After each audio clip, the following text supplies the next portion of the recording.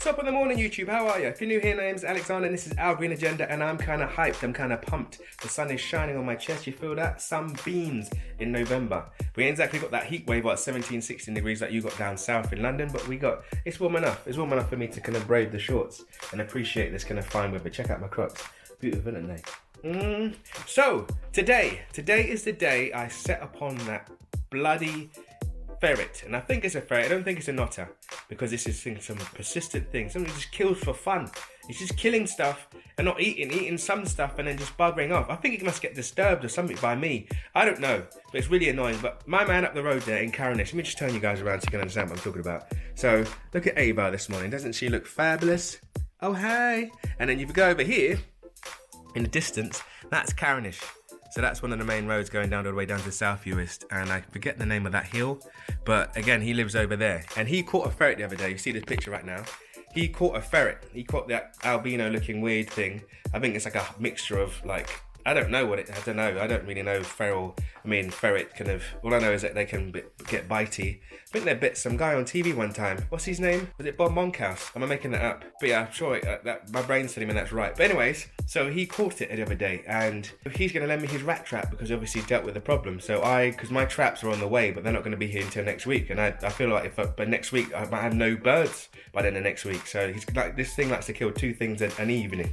I think he didn't kill anything the other night, so maybe it got, I don't know what happened. Maybe he got takeout.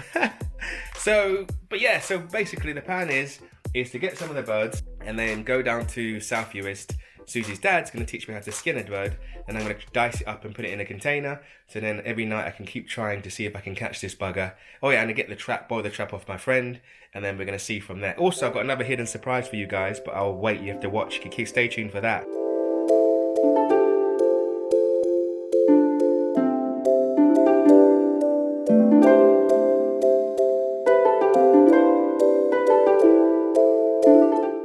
So, at the in-laws now, got the birds, got 4 of them. One's a bit too far gone, if I'm honest. I don't know about skinning, if I'm honest, but it's, it just looks a bit more rough than the others. Like, there's just bits missing. So, sitting in the pink room right now, and this is our lovely pink chair my uncle gave me to me. But this isn't the part of the surprise anyway, but I just thought I'd show this off him off anyway, because he's such a beautiful cat. His name's Acorn. Are you a Bengal? Yeah. But sadly, he's going away on Sunday. Going back to his owners. So yeah, sad times, but he's left a mark on us. He's just such a nice cat. Hey? It's very rare to see him sit still, so when you're sleeping you're a bit like, you okay? Yeah, Bengals are a bit like cats with ADHD. They just love to keep moving and doing stuff. Just take him all in before he has to leave. Look at these little lovely rosettes. And he's so soft as well, like when you play with him. Hey? But that's Acorn.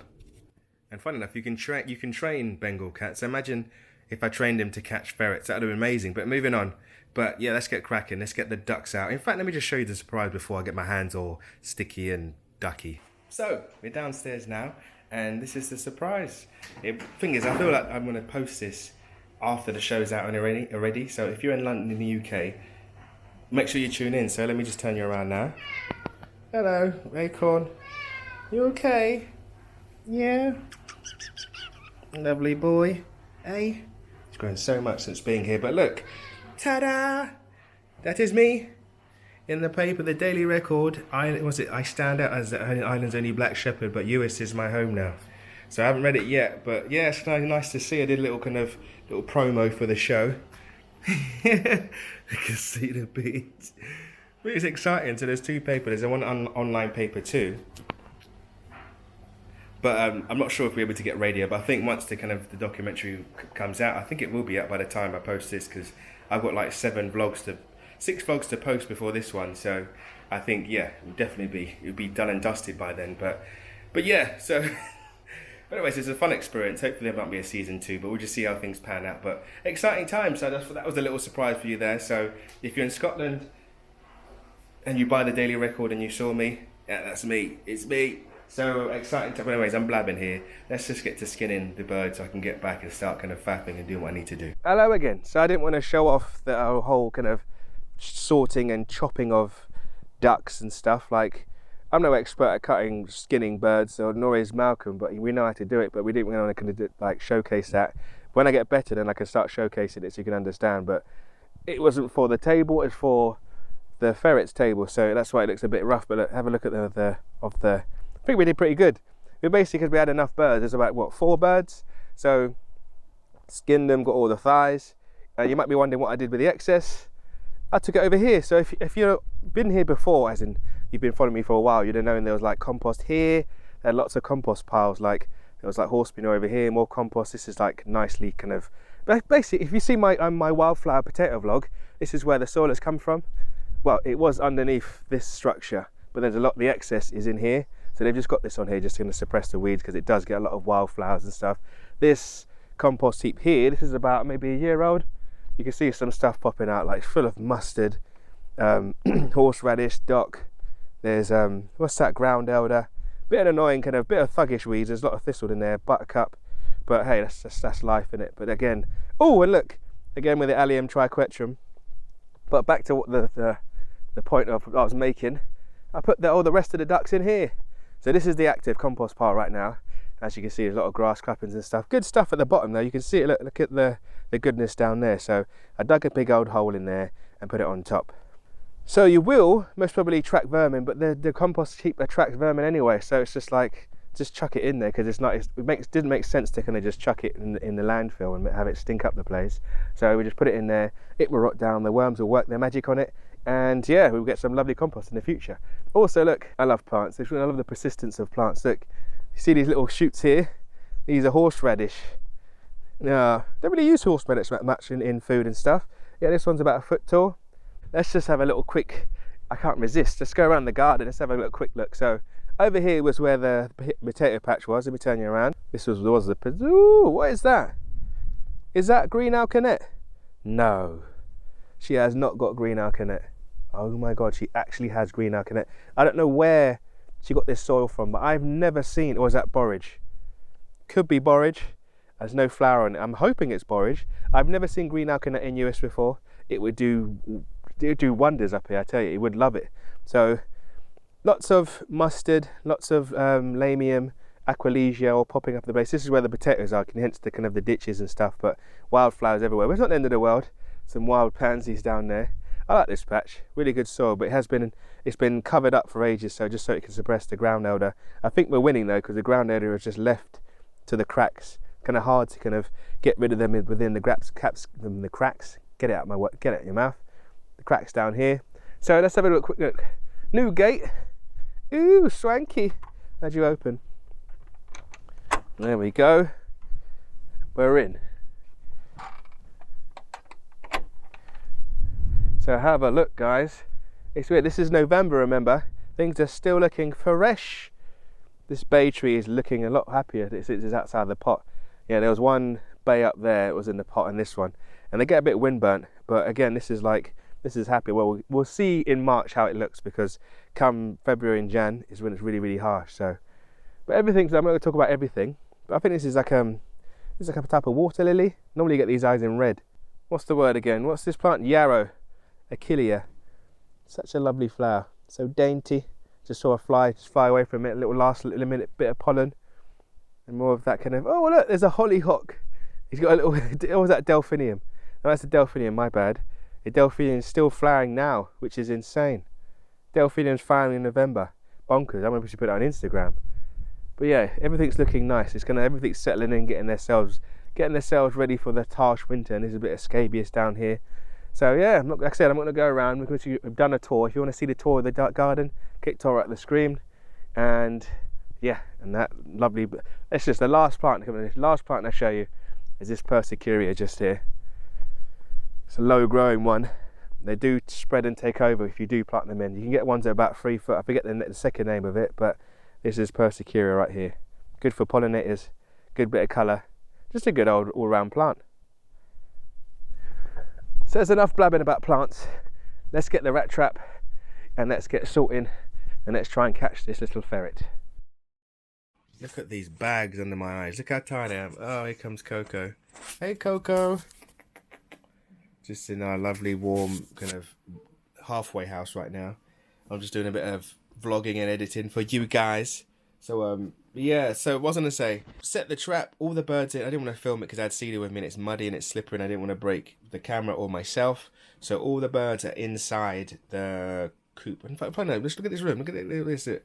This guy loves guitars and piano. Not pianos. He's a musician. He's a musician. We should start a band. So yeah, all the birds are inside the coop. It's a bit cramped, but I'd rather them be cramped than killed. Put it that way. That's how I see it. So I've set the trap. It was pretty easy to set. No jumps. You know, when cat's a bit clawsy. Like I knew she would have slipped and like grabbed my thighs. She does that a lot. She'd never hurt me maliciously, but she just gets a bit carried away. She obviously wants a lap. It's getting cold now, isn't it? So, but anyway, so tomorrow I'm gonna go down and we can check and see if we actually caught the bugger because there's no meat available and all the birds that are out right now, the guinea fowl and those 5 ducks, they sleep up high on the pallet, and that weasel, stoat, ferret, whatever it is, can't get up there. So fingers crossed we catch it. And tonight we're entertaining. It's our friend's birthday, and she's having what? Savoury. Go on then. Savoury crumble. You never heard of that? I thought to tell them to go away because our house is big enough, and she hasn't really got she lives far away. Oh, God, what the hell is that? What are you putting on me? Yeah, so I'll keep you guys posted. I might have a few beers tonight. Let my hair down. It's Friday, and fingers crossed. Let's just hope, pray we get this bugger because it's irritating. Morning. How are you? Right. So yes, I'm slightly hungover. Actually, I'm not gonna lie. I only had 2 beers, but it was only how are they 4.6%. And yeah, I'm tired, but I just feel it. I feel like I've just been beaten up. You know, your brain's just a bit like, what did you do? But I don't really drink that often, so that's most probably why. So yes, exciting news. We caught the ferret. It was a ferret, an actual wild ferret. I was just like, when I saw it, I walked into the area today, and I just saw it was closed, and I was like, please don't be a rat. Please don't be a rat. Lifted it up and saw the nose. I know a ferret. I was just like, yes. Let's just say I saw a lot. Let all the birds out, fed them. It's quite funny when I lifted off the little kind of cover for the trap. All the chickens were just like,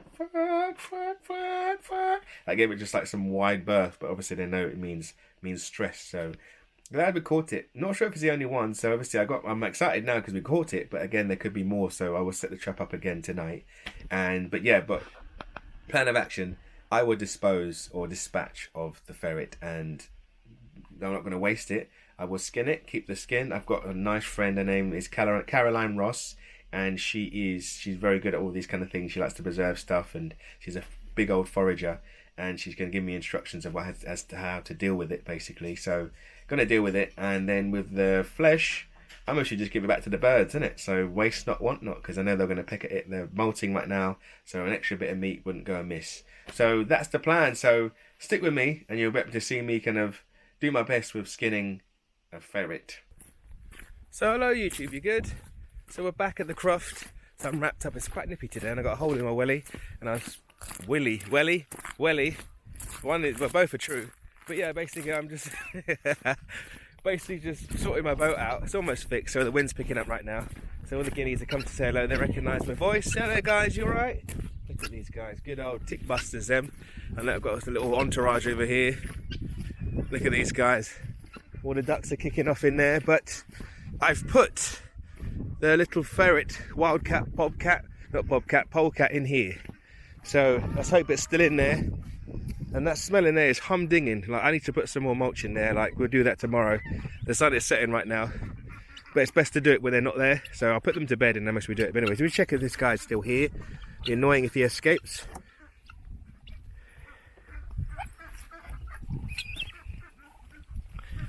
Yep, he's still there, curled up in a ball. It's something to bite me. I'm going to use 2 hands for this. Bite me, you bastard.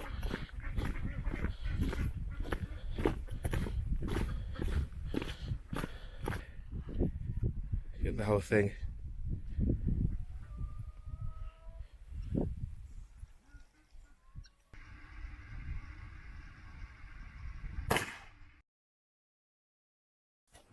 Hello again. So we're back. We are back at the house, and it's kind of like I wasn't very nice.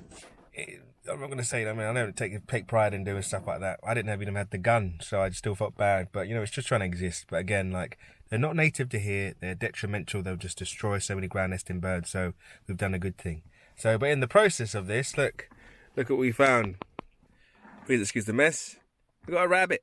So there's a rabbit and a ferret there. So we can have dinner and then we can make fancy socks. So I'm going to learn a bit more about skinning. So we've got a nice bit of rabbit here for dinner, maybe tomorrow, maybe today. And a lovely ferret / polecat. So, but yeah, let's get to cutting them before they get cold and it becomes a pain in the bum. Oh, splashies. Good morning all. How are you? You good? So I'm just get out of the wind a bit. It's starting to pick up. It wasn't even that windy earlier on, but you can just about, you can hear me over the birds. But yes, the duck, the polecat, ferret, whatever you want to call it, has been dealt with. I'm very happy right now. So I've left all the birds out last night to see if there's any action, any more ferrets. So none, no death, which is great. And I figured out yesterday once while skinning the polecat, because these guys are following me, that it was funny because the birds out here can fly, the birds in here can't fly. So that's kind of, I know who to clip wings in the future, but quite like they can fly because it means they can get away from all the future ferrets, if you know what I mean. So basically, skinned it. It was very difficult, I'm not gonna lie. It smelled so bad, like not the worst smell in the world. I think one of the worst smells I've ever smelled is like a decomposing seal. Jesus, wow, that will make you put hairs on your chest. I didn't have a sharp enough knife either, so it was very much like very hacky and just like. So I'll make sure I get a set of scalpels if I ever have to do that again. But proper preserved it. I haven't got any footage of this because it was in the dark. So just put lots of salt on it, on all the kind of the exposed flesh. Rolled it up into a nice little sausage roll, like a Swiss roll. Put it in a bag and then put it in the freezer. So when the time's right, when I want to deal with it again, I can deal with it. But the carcass is over there, and some birds are taking an interest, which is great. I'm gonna turn you around quickly so you can actually see it. Once I see if you can get in there. Thing is, today is kind of weird because I hid in the car just to stay out of the showers, but it's just one of those days. These guys are lovely because look at the puddles. Let me get in there. So excuse me guys that these guys are shattering. Excuse me, thank you. Come on. There we go. So they're still interested in food because I just gave them some breakfast, but some have pecked away at the kind of exposed neck of the ferret. Sorry, I hope you can hear over me for all these birds, but I'm nesting my bird population today, funny enough. I'm getting someone to come and take 14 of these chickens because I'm starting afresh if you're new here. Starting afresh, getting a new breed of chicken, and then this place will be dedicated to just veg and plants, and take around this pallet structure, take down this, keep the pallet shed down there, and just kind of just have it just for greens basically. So, but as you can see with the excess birds in here, so I'm trying to shout because these guys are quite loud. Calm down, love, come on, calm yourself. But you see the amount of mud? And the mixture of chicken poo, and yes, they eat the same thing, but they kind of smell slightly different. So I'm trying to get away from the wind. But basically, I'm going to put down a lot of mediums today, just to kind of make it smell less. So these guys are keen. Where's the grey one? Where is he? He's gone wanders. I can't see him. Oh, guineas are trying to get in. But basically what I'm going to put down here is lots of cardboard, but not just cardboard. I'm going to put down some biochar too. So when I do eventually plant, it's just going to be a nice, nutritious, rich, lovely to work with kind of place, because you can't, as much as this mud is good, it's nutritious, it smells, believe it or not, it humdings in here. Like when the wind's blowing in the right direction, it smells, especially out there.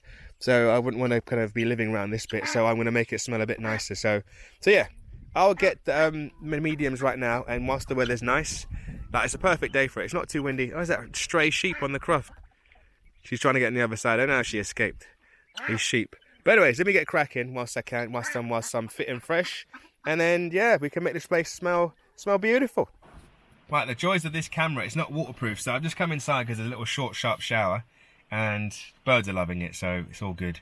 But basically, what I'm putting down today is lots of sawdust, and that come from the workshop, and then I'll put down some biochar as well because they're very absorbent as well, so it absorb a lot of the nutrients. So I can imagine like a lot of the stuff would just run off and end up down outside the croft, and we don't want that. We want to kind of keep it there, we want to hold it there, and with like mulches and kind of manures or whatever you want to put down, they will slow that process down, especially biochar, because biochar, or an ounce of biochar, has a surface area of a football pitch, and I've got 60 litres down there, so you could just imagine like me spreading that. So when I do plant some plants, and I forgot to mention, they can hold that goodness for over 100 years, so when you have to keep reapplying kind of mulches and stuff like that, which is good, in like the biochar will be able to hold that there, so if there's any like lack of nutrient that plant needs, it will be able to kind of source it from the biochar, which has mostly slowly been embedded and put down to the root level in the ground, which is great. And then I'll put the cardboard down, and I've got a mixture of cardboards. I've got some chopped up stuff and I've got some just kind of plain pieces of cardboard. So essentially I'm sheet mulching the chicken area, which might seem a bit weird, but again, like the chaff cutter, if you're not sure, if you're new here, the chaff cutter, click top right, you'll see my amazing tool, how to chop cardboard up, save money. It's a great tool. Oh, it stopped raining now. Whee. It's just, it's easy to sheet mulch an area when you haven't got time, and it's like the chickens will break it down. It won't be slippery. It'll be a lot better, and plus it'll absorb a lot of the smell, and it'll just be better for them in the long run, basically. So let's get cracking once it stops raining. I don't mind the rain, but I wouldn't mind filming some of this. So in fact, I'm not going to risk it. I'm just going to get cracking and then start making the place nice and tidy. So, all done. And it's noticeable, like you can't, obviously it's stinky in here, but it's not as bad as it once was. So I was just checking out a chicken, she was walking funny, but she had a bit of stinging nettle between her legs, so I would. So yes, but yeah, you would definitely walk funny with stinging nettle between your legs. So, but yes, have a look at this. It doesn't look pretty, but these guys will flatten this down in no time. They're taking all, like, basically it's a lot of carbon, not nitrogen, like I said. There's loads of maggots in this wool, so it just slows down. It's quite slippery here. The sawdust here, like just bits of cardboard down there. They're a bit cautious of it down there. They don't want to stand on it, but in time they get used to it, and it will make it a lot safer place for me and them to. Well, they ain't gonna slip. It's more me than anything. So, but yeah, happy chappies. And the chickens will scratch away, spread the stuff out, and keep them entertained after all the stress they had because of this one. So, yeah, I'm leaving them to it. And wait for the day, like I said, a lot of these, you might as well say goodbye from now, guys, to some of these chickens.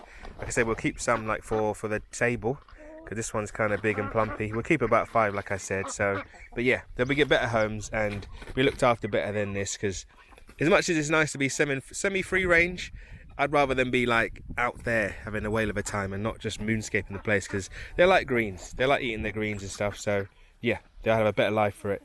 But this area here has given me a plan for the future ducks, because there's a pond in there which ideally I was going to have for the chickens, but the ducks love it, and they're not as destructive as chickens. So yeah, I feel as though I might just get some ducks for this. Like, maybe if there's going to be some broody ducks, they can stay in here and then have a whale of a time in here till they get big, and then when they're big enough, they can fly out, because I'm only going to keep one breed of duck, and that is muscovy, because they're a lot better. Good mums, don't lay as many eggs, but I'm not too fussed, and they taste delicious, so that's why I'm keeping them. And they're tough and hardy, and they'll be able to withstand the future ferret attack.